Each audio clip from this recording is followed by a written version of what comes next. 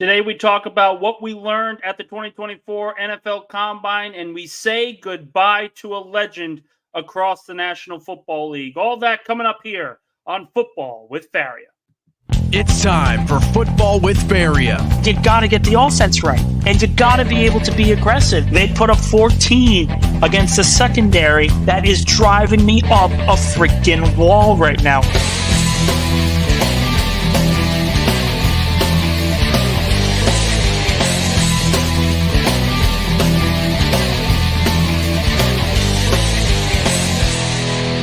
Now here's your host, Nick Faria. Alrighty, a Monday afternoon, evening, whatever you want to call it. Let's make sure I got the video streaming right. First off, everybody, welcome inside Football with Faria. The Combine is over. Free agency is just a couple of days away. Gonna get the light going here. Lot to get to. A lot of stuff that we learned from the NFL Combine. A lot of rumors going around about teams interested in trading up in the 2024 NFL Draft that directly implicates what the Jets are going to do. We're going to talk about all that in a little bit. We're going to talk about the bigger takeaways. Who won the NFL Combine? Which teams came out looking pretty solid? Spoiler alert, the Jets are one of those teams. And then also we have to say goodbye to a legend today, Jason Kelce. Probably the greatest retirement speech of all time. That was pretty solid. I was pretty much bawling my eyes out for a good 30 minutes of that speech. But let's talk about the Combine. Let's talk about what's going on. For those of you just joining on, give us a like, share on YouTube, subscribe as well. But I think the one thing when it comes to the 2024 Combine that I think a lot of people kind of gloss over, and particularly with this conversation, this is one of the deepest draft classes I have ever seen. When I was watching these guys, I've been looking at the tape.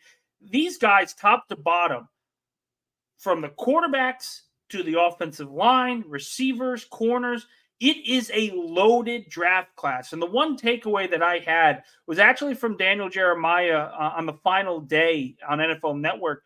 He essentially said, if you are a contending team, if you're a team that doesn't have a lot of draft picks and you only have maybe a first and a third round pick, that's okay because this draft is so loaded with talent. You are getting starting caliber players in the third round. Think about that. Think about the impact that that'll have on a team like the New York Jets, where we're starting to worry about if the Jets don't have enough draft capital to be competitive in April's draft class. And we're wondering, should they trade up into the second round? Should they mortgage 2025's draft picks to acquire some more in 2024? And Daniel Jeremiah is essentially telling you guys, relax. This is a deep draft class. It's deep at defensive end. It's deep at corner, deep at offensive line, receiver, quarterback. Every key position that the Jets have needs it. Every key position that the Jets have needs it. The draft has a plethora of in this class. And if there's a big takeaway for you Jet fans out there watching this program, it's that. You should be feeling very confident that you are getting 2 to 3 starting caliber players from this draft class, whether you trade out of the 10th overall pick or whether you just stick with what you got. I still think that there's going to be an opportunity for the Jets to trade into the second round. And I think they should with the amount of talent from this class. And I look at players like Christian Haynes, like Roman Wilson, players that may not be available for the Jets in the third round. But if they trade up into the second, they certainly could be. They certainly could be, especially a guy like Haynes. We were talking about it. People at the Combine were saying that there could be 8 tackles selected in the first round. 8. That would blow away the NFL record. 8 tackles. The Jets are clearly going to be one of them. Whether they take one at 10 or trade out or trade up, they are going to take a tackle with their first round pick. I think that's pretty much set in stone. Whether it's Fashanu, Fuaga, it doesn't matter. They're taking a tackle. But then if you kind of add that all up together, so let's add this together because I feel when you have these conversations, one thing that I think a lot of people talked about was when you look at this draft class, everyone had a first round grade. You talk about Xavier Worthy had a first round grade. And Xavier Worthy set the combine record 4.2140. Incredible speed. Set the combine record. Did everything right that he needed to do. And they said first round grade, clearly going in the first round. And then Ladd McConkey came up and ran a 4.3. Had great workouts. Oh, he's going in the first round. And then. And you add all these guys up. 8 tackles taken in the first round. Potentially 4 to 5 quarterbacks taken in the first round. That's already 13 picks. And we haven't even started position. We could be talking about 7 draft picks selected in the first round for receiver. Now we're at 20. Oh, and by the way, the cornerback class, elite. Elite. Terrion Arnold had a great combine. I continue to be impressed with Quinion Mitchell. So if you're the Jets and you're sitting here with the first and third round draft pick of 2024, I don't look at it as mortgaging the future to help your team in the now by trading into the second round. I feel that if you're the Jets, this is about maximizing the best draft class in recent memory. And if you are maximizing that draft class, that means you better make a pick in every single round. The Jets could have a possibility where if they get into the second round, they are selecting a starting caliber player with each of their first 3 selections. And that's not even counting the 2 fourth rounders they have. There are going to be some very talented players that are falling in this draft because teams are going to address their needs over best available, because the need on the roster will be met with an ultra talented player. Ultra talented. And a perfect example is this. Is Quinion Mitchell a top 10 player? Absolutely. Is he going in the top 10? No. Because if you're the Jets, are you taking Mitchell or are you taking Olufashanu? Are you taking Mitchell or Talise Fuaga? I think Mitchell might be a better overall prospect than Fuaga, but Fuaga, we're talking about the 10th and the 11th best prospect, and he's going to fall into the Jets' lap. The biggest takeaway of the combine is you are looking at the cream of the cream. This is the best draft class in years. Years. I thought the 2021 draft class was excellent. I thought they were extremely talented. There was clearly a lot of great players. And you had Jamar Chase and Penei Sewell and Devontae Smith and Jalen Waddle. And the only position really that just fell out flat on its face was the quarterback. It was the only position that just fell on its face. Everything else, though, very talented. The 2011 draft class, considered one of the best ever. I think this class could be just as good. Because you have defensive players who are going to fall in this draft, not because they're not talented enough, but because the offensive players are so unbelievably good. And that's kind of what you got from the combine, the conversations that were had at the combine. Not that the defensive players were bad this year. This is a deep cornerback room. This is a deep defensive line group. It's just not going to matter. So if you're the Jets,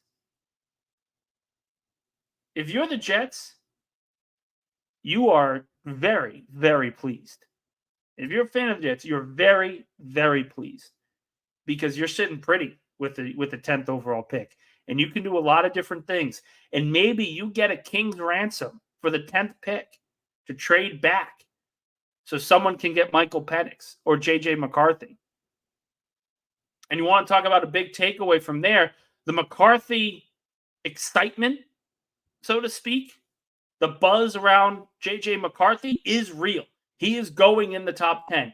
There is going to be a team that trades into the top 10 for J.J. McCarthy. Not Michael Penix, not Bo Nix, J.J. McCarthy. Scouts love him. And I kind of said this already this weekend when he was working out, because some people were pointing out the inaccuracy issues that were there. But from the people that I talked to and from people that you just heard that were actually in buildings, they love McCarthy. They love McCarthy a lot. So much so that a team could trade up into the top 5 to get him. The top 5. He's very, very talented. And most of these organizations understand, hey, he's going to need the year to sort of collect himself and learn the game. But the intangibles are all there. Leadership is all there. He's got so much potential that we want him here. Remember, scouts on Twitter are not the be-all, end-all for what organizations are thinking. It's what I've been saying this past weekend. It's what I've been saying for a couple months now. It's just the way it is. But if you look at the combine, you look at some of the big takeaways, this is a terrific draft if you're the Jets with plenty of needs. And one of those needs is wide receiver. And when you look at the wide receiver free agent class, I think before the franchise tag moniker began and before people and teams could sign players to the franchise tag, you looked at this group as a very talented group that could have plenty of players. Mike Evans, Michael Pittman, T. Higgins, a lot of great talented players that would get a lot of money, but would be very, very dependable with that money. You wouldn't be wasting cash. But now with the franchise tag and now with Mike Evans' deal with Tampa Bay, a 2-year, $52 million deal, that receiver class has dried up in free agency. So it begs the question. It begs the question here on Faria. I'm going to get to all of your questions in a little bit, guys. If you guys want to call in, link in the description down below on YouTube. But if I look at Mike Evans signing, it's not the end of the world for the New York Jets, because as much as Mike Evans was the surefire guy to change your offense from a purely static group to a lethal one, there are other ways to improve this offense. There are other ways to increase production in the receiver group without having to pay a farm for a player like Evans. You look at Calvin Ridley, and a lot of people are going to be tying the New York Jets to Calvin Ridley because he is the top available free agent right now. But I don't know if the Jets are actually going to be able to sign him. He's going to command a lot of money in free agency. And there's a lot of wide receiver needy teams out there that are going to have more cap space than the Jets. That's just a matter of fact. The Jets are going to have plenty of cap space, but the other needs on the team are just more important. They need guards. They need a tackle. They need to address what's going to happen in the pass rush and the safety room. You have a number 1 receiver, but you got to make sure that you can get a number 2. And there's plenty of options for number 2 guys. You have the slot guy, Tyler Boyd from Cincinnati, who I think is a very dependable number 2 wide receiver on most other organizations. He just happened to be a 3 with the Bengals. Tyler Boyd makes a lot of sense for the Jets because it'll allow Garrett Wilson to be solely on the outside, and the Jets can use him in so many different ways. Boyd makes a lot of sense. Hollywood Brown makes a lot of sense, although I think his market is going to be very high. And there's one name, too, that I keep going back to when I look through the free agent list, because again, this isn't a deep free agent wide receiver class, and it's mostly because the draft is just absolutely blown through with top receivers. Harrison, Neighbors, McConkey, Worthy. I mean, we're talking about 4 guys, and 2 of them aren't even in the top 5. It's a talented receiver draft class. And that sort of hampers the kind of market that some receivers could see in free agency. And the one guy I keep going back to is Kendrick Bourne, the slot receiver from the New England Patriots. A lot of people may not want to take a guy from the Patriots, especially a guy coming off of major knee surgery. But the one thing that I've consistently seen from Kendrick Bourne's game is a guy who consistently gets open. He is Garrett Wilson, just a little less talented. Consistently gets open. He got open with the 49ers, and he got open with the Patriots. There's going to be some questions about how good he can be next season coming off ACL surgery. There's going to be very fair questions about that. But for a 1-year prove-it deal, I think the Jets could target him and really reap the benefits of it, because it may not happen right away. Again, the Jets need to start out fast, but if they're 3-1, 4-1, and the offense isn't clicking, that's okay. Because if Bourne is brought in and the offense grows together where they're becoming a cohesive unit later in the year, that's what you want. You don't want them playing their best football right away. You want them winning, staying in contention, but you want them growing together and getting better each game. So they are so dominant later in the year that no one wants to play them. Kendrick Bourne kind of fits that mold. Listen, it's going to take a couple weeks for me to get my legs under me after my injury. Let me grow into it. He makes a lot of sense because he gets open. And he's a dependable pass catcher, far more than Allen Lazard.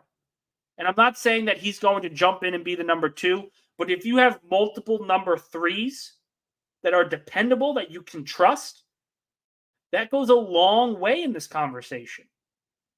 Because if you have 3 number 3 receivers, a quality tight end, Breece Hall, and Garrett Wilson with a revamped offensive line, you can win with Aaron Rodgers as your quarterback.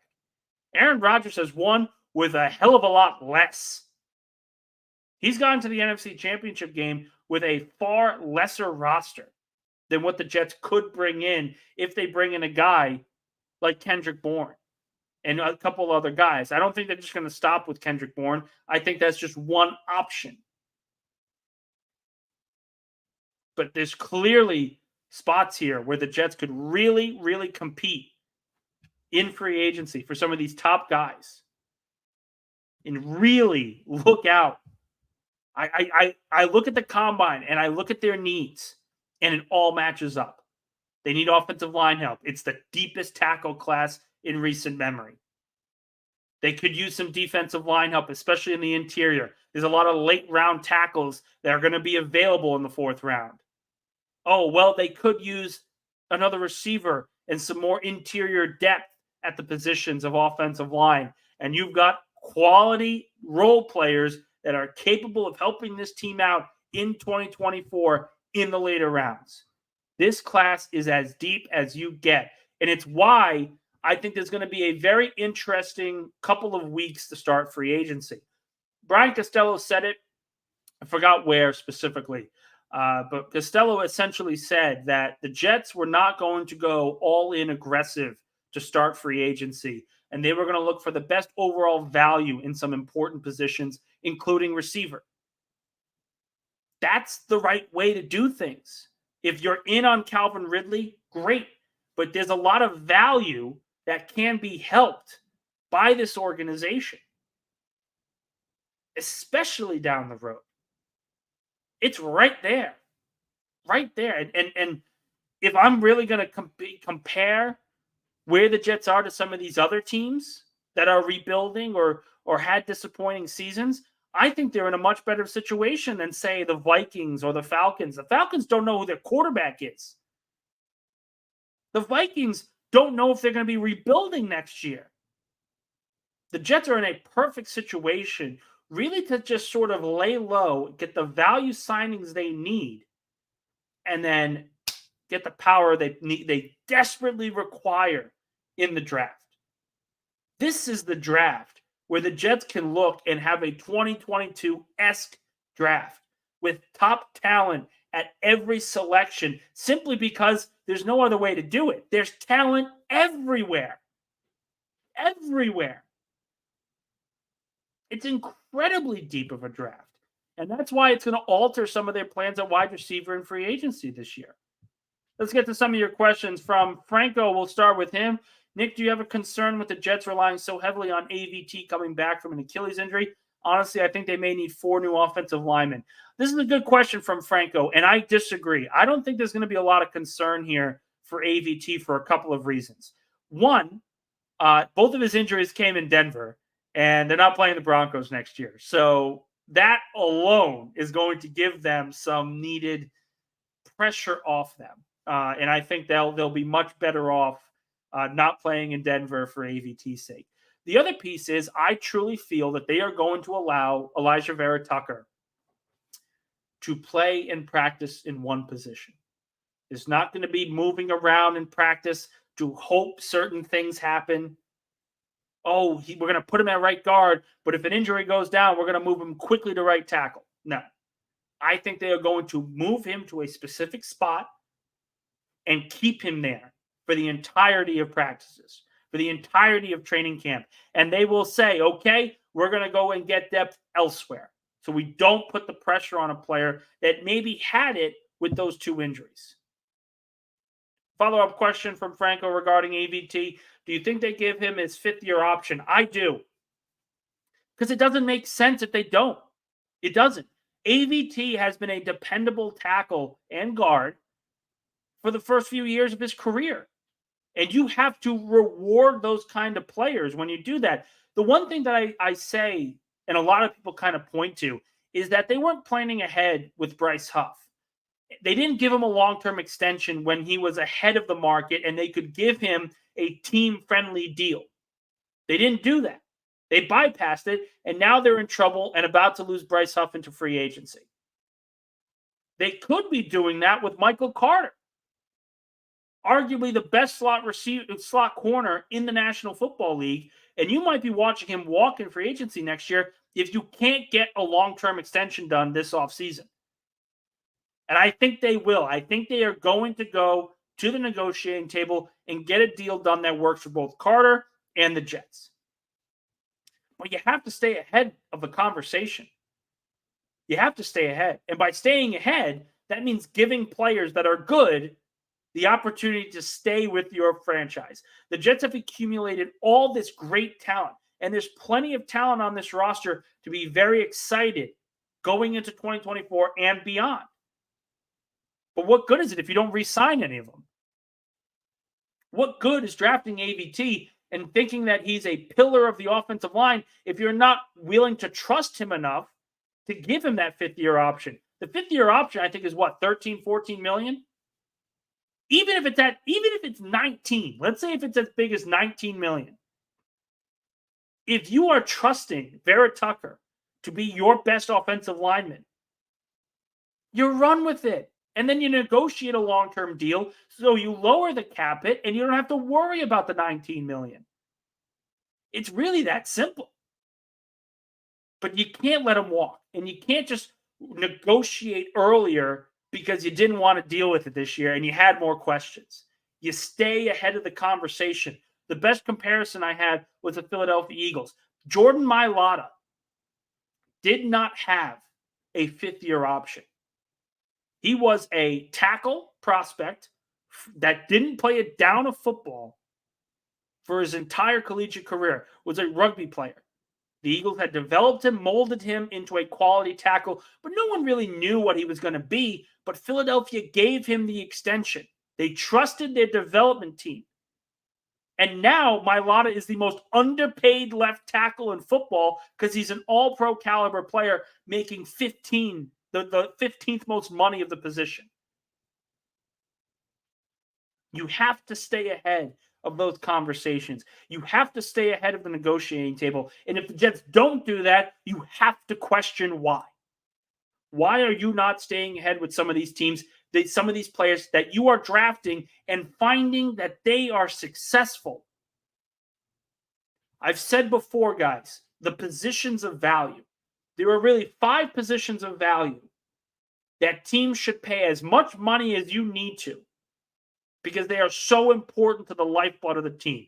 Obviously, the quarterback, receiver, number 1 receiver, the left tackle, a pass rusher, and a corner. You're going to have that with Sauce Gardner. But if it's between DJ Reed and Michael Carter, you re-sign Michael Carter. It's not that hard. And the same with Elijah Vera Tucker. If you're getting 2 to 3 offensive linemen in this draft and acquiring a free agent, whether it be at guard or tackle, You need to make sure that your guys, your homegrown guys, are locked in for the foreseeable future. You cannot let Elijah Vera Tucker walk at any stretch. At any stretch. Got a question here from John. If the top 3 tackles are off the board, as well as Harrison, Neighbors, and Odunze, would you take Brock Bowers or try to trade back? This is a quality question here from John. And I'm interested, guys. Again, keep pouring in with the questions. We'll try to answer them throughout. This is a good debate. I want to end the show with Kelce, so we're going to keep asking questions. And the longer you push it off, the longer I don't have to cry about it. But if we're talking about where the Jets go at 10, if Fuaga, Fashanu, Alt, so that's 3, and then Odunze, Neighbors, and Harrison are, 7, and the top 4 quarterbacks go, that's 10. That's already 10. So it is impossible for one of these players to not be available. You just have to do the math. Like I said, J.J. McCarthy is going in the top 10. There is going to be a team that trades for him. That is the common consensus that we have learned from the NFL Combine. And if that's the case, that means 4 quarterbacks are going in the top 10. If we trust that Alt and Fashanu go in the top 10, that's 6 players. And then Harrison, Neighbors, and Odunze. That's 9. Now you have your choice between Fuaga or Brock Bowers. It's simple math, guys. We just have to do this to make it to just recognize where they're at. The Jets are going to have their choice between the top tackle or Brock Bowers, and the answer to that question at every sense is you take the tackle. 100% you take the tackle. It's not even funny. If you take Brock Bowers over Talise Fuaga and you still have a need at tackle, that is just gross incompetence. The Jets aren't going to do that. We can poke fun at what the Jets do or don't do as an organization. They are not taking Brock Bowers over Fuaga. It's just not happening. It just won't. Question here from Dane. If we have a makeshift starting caliber line by April and it hits number 10 with both Fashanu and Fuaga available, say Vegas calls you to swap for 77 so they can go quarterback. You do it, no counters. Okay. So a pick swap and a 3rd round pick. This is an intriguing one. I still say no. Because if I'm trading back, I want to make sure that I get some damn good capital and that my player is still going to be there. And I don't know if that's a guarantee. The Vikings still have a lot of needs along the offensive line. They could take Fuaga.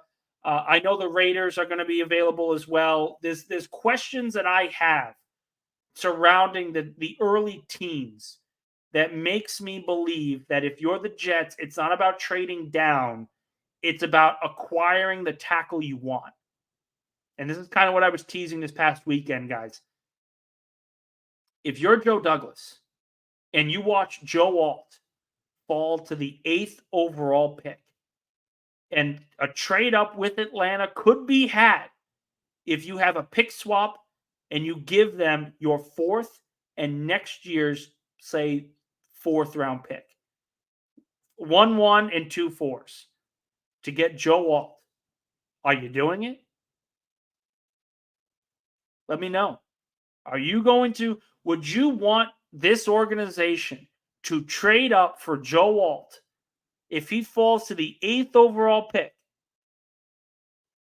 and the opportunity to get him, and is all you have to do is trade up a 1st, a 4th, and maybe you add in a 4th or a 5th for 2025? Would you do it? The answer to that question, at least for me, is absolutely. You need to get a guy like this. Joe Alt is a plug-and-play starter on day 1. You walk in, even if you sign Tyron Smith, you pick up Joe Alt. Okay, Tyron, you're playing right tackle. Thank you for your services. Here's a lot of money. Go play left tackle. Go play right tackle. It's that simple to me. If Alt falls to 8, get it. Go and get him. Be aggressive. This is what I've been saying all along about Joe Douglas. This guy has been at the Howie Roseman altar. This guy has been as the Ozzie Newsome altar. He has seen aggressive general managers do great things when they go after him. He needs to do that with this class. Needs to. And if Joe Alt's available at 8, get him.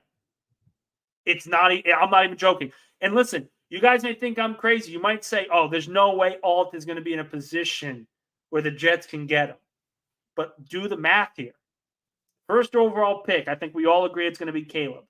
Even though I think there's some interesting tidbits about Jaden Daniels. It's going to be Caleb. Number 2, let's say Drake May. Let's say number 3, Jaden Daniels. Just right off the bat. Let's say the Cardinals wanting to trade back but keep their pick with Marvin Harrison. Let's say they take Harrison at 4. The Chargers could absolutely take a tackle. They absolutely could. But the growing census around the combine is they want to trade out of that pick. And there's going to be a team in need of a quarterback that trades up for one to get J.J. McCarthy. So let's throw it out there, that the Raiders trade up and select J.J. McCarthy with the 5th overall pick. The Giants then would take Malik Neighbors at 6. And then the question is, well, what do the Titans do? The Titans have a need at receiver. The Titans have a need at offensive line. But there was an interesting tidbit at the combine that said they are looking for playmakers. So Romeo Odunze is not out of the realm of possibility here at 7. And now all of a sudden, Joe Alt is at 8. And the Falcons aren't taking a tackle. Their offensive line is excellent.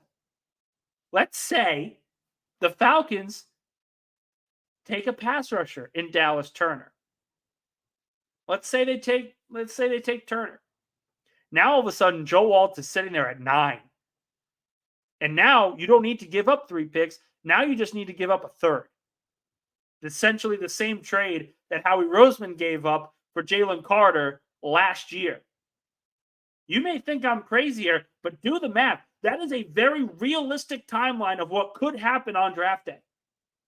Do not think that Joe Alt is out of the realm of possibility, Jet fans, because if you look at it, you truly look at it with all the rumors coming in and the expectations. Could the Chargers take Joe Alt? Absolutely. They also could trade out because they have a lot of different needs. And Harbaugh may want to accumulate a lot of picks to rebuild this his way. And then what happens? This tackle class is among the deepest of all time. And they might not have one pick until the 10th overall selection. And I'll tell you right now, if Joe Alt falls to 8 or 9 and Joe Douglas trades up to get him, A+ draft. Done. A+.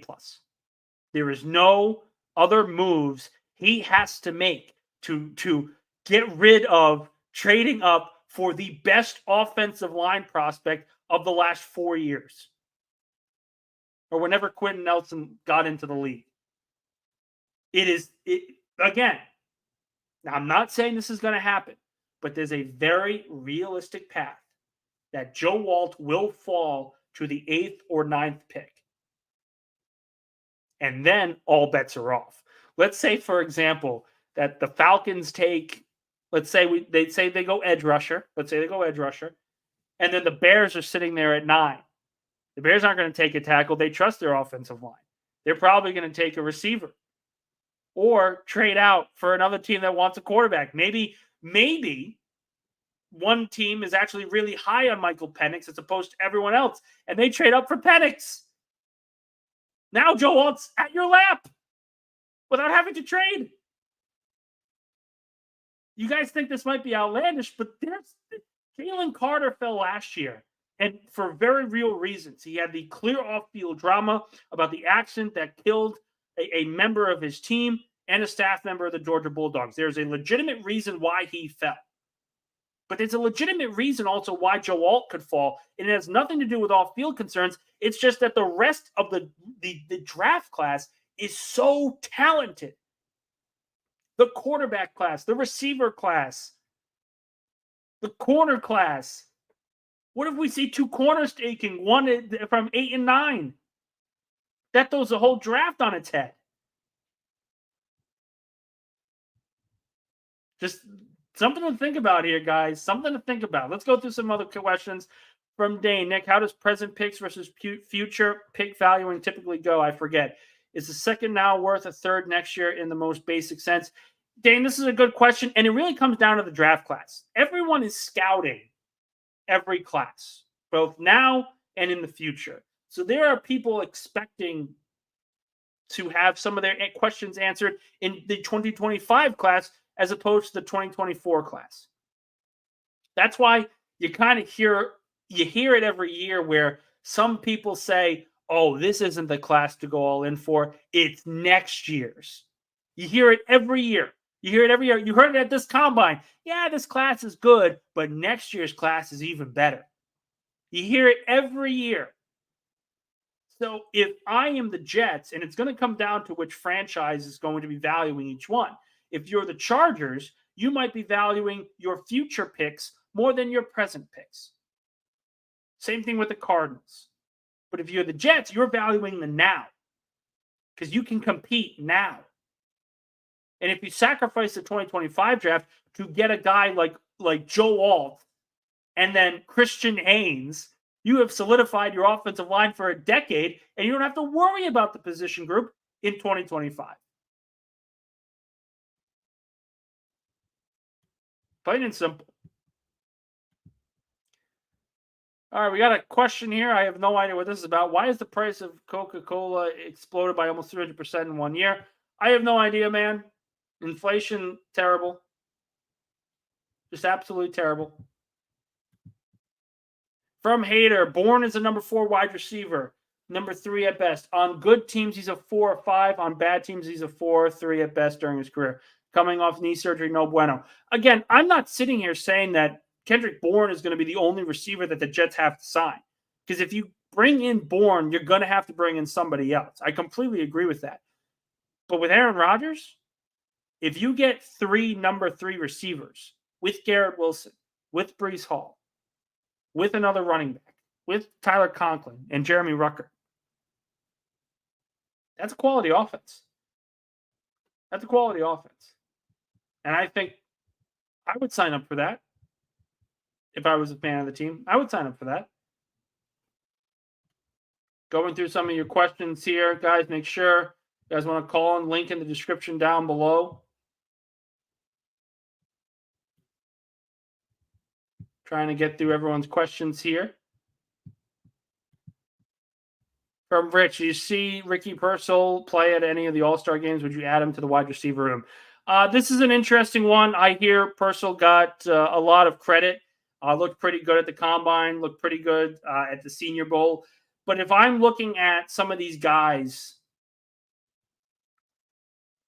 and grading the receivers, the one that I look at is Johnny Wilson from Florida State. And I don't think Wilson's going to go very high because this wide receiver class is just ultra talented.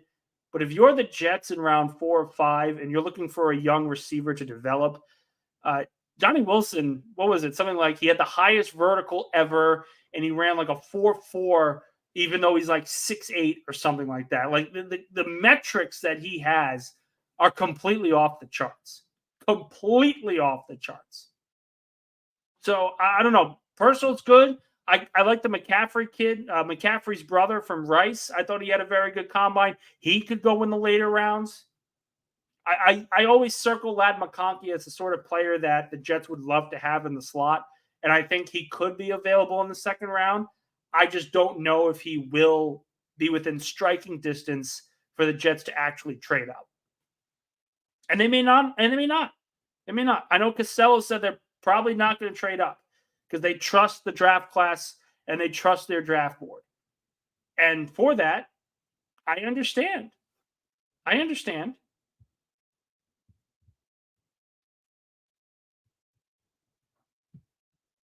Comment here from Daniel Murphy. We have to take into account that next year's quarterback class isn't looking promising, which may push teams to overdraft quarterbacks this year. Yeah, I've heard that's a lot as well. I love Quinn Ewers as a prospect. No one really knows what we're going to get from Archie Manning. Obviously, Shadur Sanders is going to be a question mark as well. But this is the quarterback class to do it. And I've been very high on J.J. McCarthy. I think that this kind of comment is more for the likes of Bo Nix and Michael Penix. Because, yes, Michael Penix, he cleared his medicals, and that's awesome. And that's probably going to bump him up around. The word still on the street is he's not a first-round pick. He's kind of in the second. And maybe that changes. Maybe there's a team that falls in love with him and overdrafts him based on this comment. But the common comments that I heard from the combine, those small little rumors, were that McCarthy is easily going top 10 and Penix and Nix are behind him in the quarterback hierarchy. And that's, again, it's great news for the Jets. It's fantastic news for the Jets. If McCarthy wasn't going top 10, now you're in trouble where you could potentially miss out on the player of your choice. And then trading back would be a viable option. But if McCarthy's there, you're set in stone. At the very worst, if McCarthy goes top 10, you are getting either Olu Fashanu or Talise Fuaga. Either or.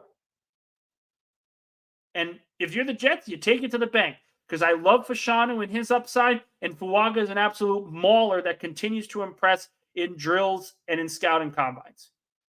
He's looked great. He was one of the best offensive linemen in the entire workout.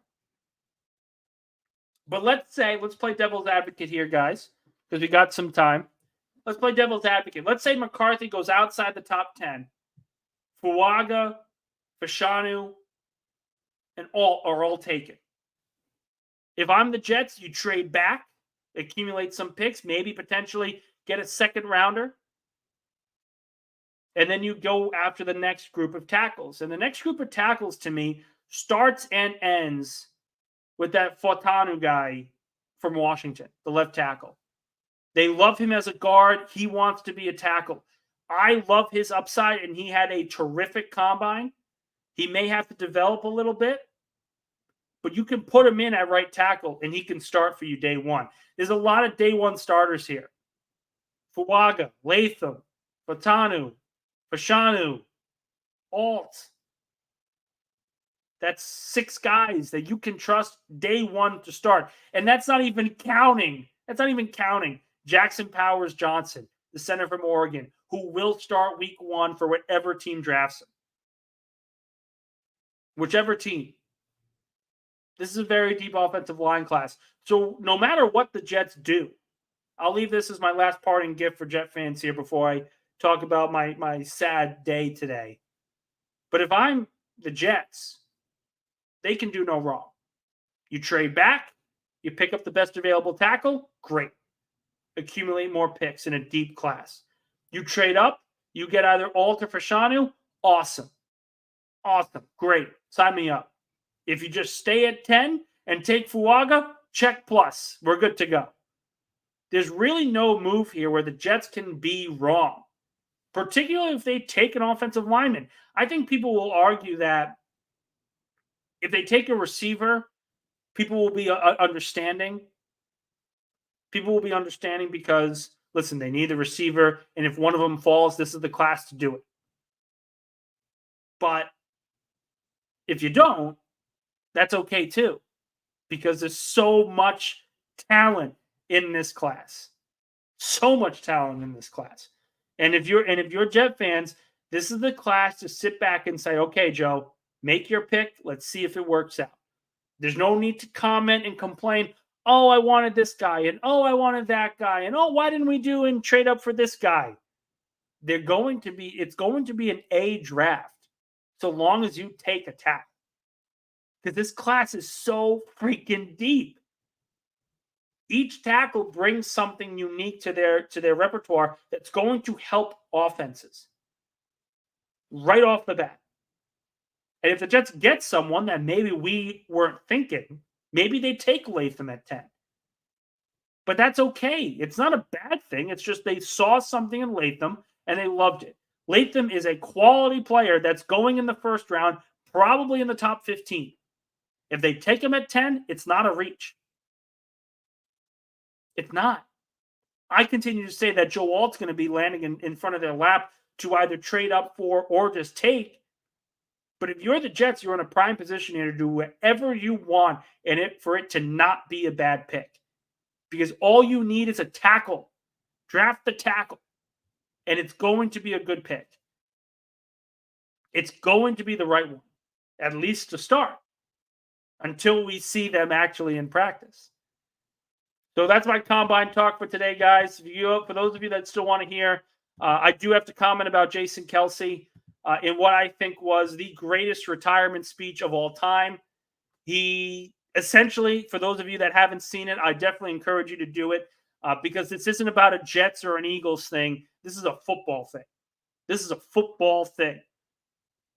Jason Kelce comes out there, doesn't really talk about the team, doesn't really talk about anything else. He talks about football, his best football memories. And he couldn't even get through it. The poor guy walked up to the podium, looked up, and started bawling his eyes out. Bawling his eyes out. Watch the clips. Watch the clips. Watch the full thing. The Eagles still have it up on their Twitter account. The NFL Network's been blasting it left and right. It was the most profound retirement press conference that wasn't really a press conference I have ever seen. I was at tears. I had to write 3 stories on it as it was going on, and I am literally crying as I'm typing. It was so heartfelt. The comments about his wife and meeting his wife while he was still a member of the Eagles, having 3 daughters. And the comment about his brother. Listen, I have 2 younger brothers. I'm an Irish twin. I'm the oldest of an Irish twin. My younger brother is born in December, same year. And my youngest brother was born 2 years after me. So I know all about playing sports with brothers and essentially walking through life with them. And the most profound comment from Jason Kelce today was, it was a bittersweet moment when we lost that Super Bowl because I saw someone I grew with and walked through life with reach the pinnacle of his profession. And that's where, as a brother, I can't help but be happy for him. And it was such a profound speech. I'll say speech because it wasn't really a press conference. This guy is sobbing in between comments, talking about Andy Reid and Doug Peterson and the Super Bowl against the Patriots and almost getting traded in 2016 because he didn't have a good year. And the one thing that I saw, I think there was one stupid Twitter guy who saw a story of mine and said, who the hell cares? Who the hell cares about this? And the one thing that I came back to is this, for Jet fans out there, to bring this back to them. Is there a player in your mind that has become not just synonymous with the team, but synonymous with the culture that is brought forth by Jet fans? The guy that you look at and say, he is the New York Jets. You can look at a couple of different guys. You can look at Curtis Martin. You can look at Nick Mangold, Quinnen Williams, Sauce Gardner, these kind of modern guys that are just quintessential Jets, that are going to be Jets forever. They're never going to leave because they're just going to be Jets. That's Jason Kelce. Jason gave a beautiful speech about Philadelphia fans, and he essentially said Philly fans, they're not hard. They demand perfection because they are a tough sports town. And those that aren't capable of doing it are just weak. He essentially said that. I'm not quoting him word for word here. I'm clearly paraphrasing. But he said Philadelphia is the greatest sports town to play. A guy that played 13 years there in Philadelphia, who the fans wanted him kicked out in 2016. Because he had a bad year. A bad year, and Philadelphia wanted him traded. and he adores them. Is there a Jet player that is like that? I see Dane here with a comment. Wayne Corbett. Certainly, Corbett, I think, is a perfect comparison. A guy went to Hofstra, grew into that. But I think it's so difficult because there are some players in the National Football League that transcend fandoms, that transcend the we shouldn't care about this because it's not our team. It's not our diehard player. Jason Kelce epitomizes what an NFL player should be.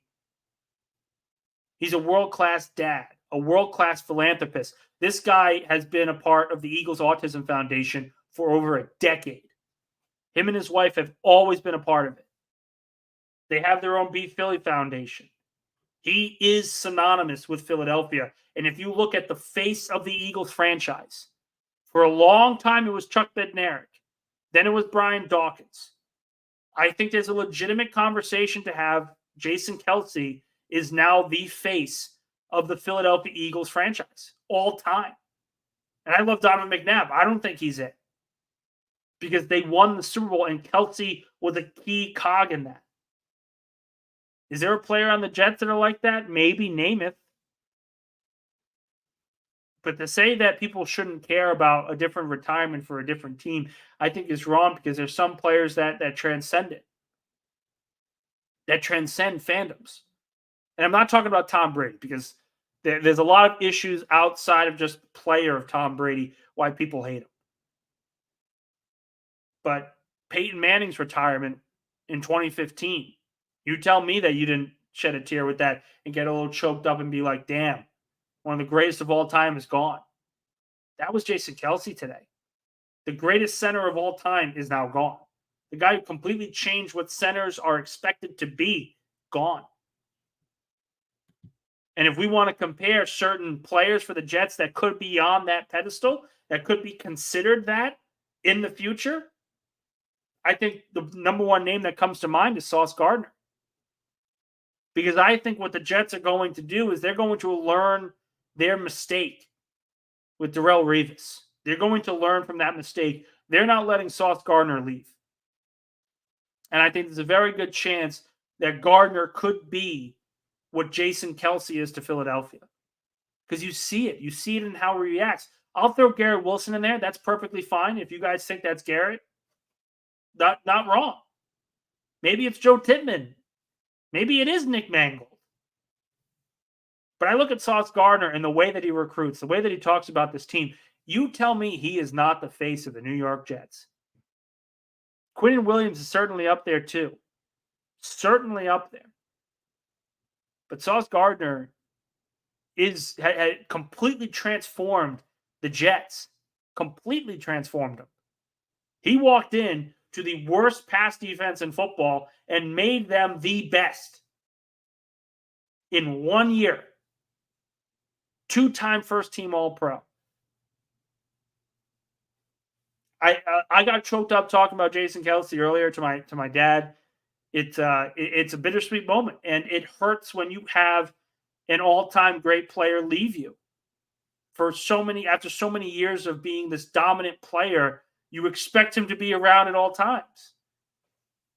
And the one thing I'll say about Jet fans here is, guys, your time is coming. You're going to have a player like this he's going to play for you guys for a very long time, and you're going to have to say goodbye to him at some point, and it's going to hurt like a mother.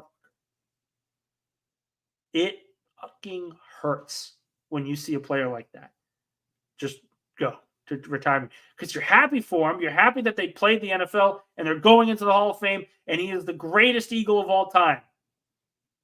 But damn, what the hell do we do now?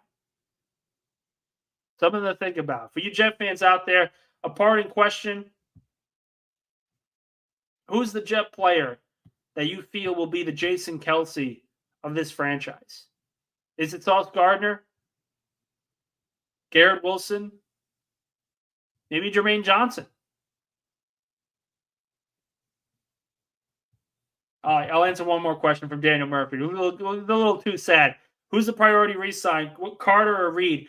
Yeah, Daniel, I mentioned this earlier, but it's definitely Carter. 100% Carter. You can get an outside corner. You can trust Brandon Eccles to be that guy after Reed were to essentially walk. You can't replace an all-pro slot corner like Michael Carter. Those just don't grow on trees. They really don't. All right, I am going to sign off for today. Appreciate all you guys for jumping on. We'll be back on Wednesday to talk about free agency. It's getting a little closer. The franchise tag coming soon. What does that mean for Bryce Huff and the New York Jets' future? We're going to get to all that on Wednesday. But thank you guys so much for listening today, and I hope you guys have a great night.